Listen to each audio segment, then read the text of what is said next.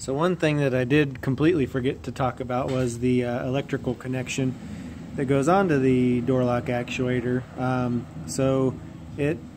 guess it's like two little pins right here, and then it just snaps over the part right there. So I've got a few little scratch marks because in order to get it off, you need to kind of put a screwdriver up in between there and then pop it up and over. So you want to do that.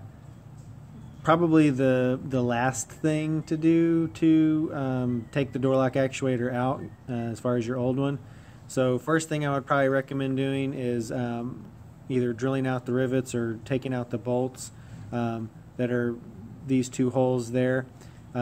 Next would be the pin that goes up through that hole.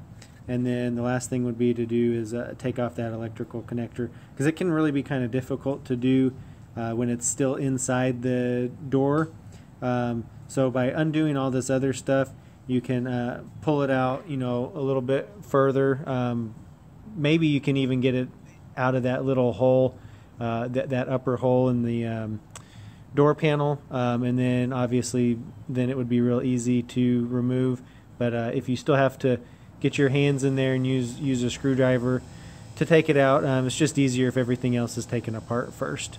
And these are universal, so you can just change this bracket from one side to the other. It's got 4 screws, so you can just remove it and then switch it around to the other side, so that way you can use it on the driver side or passenger side.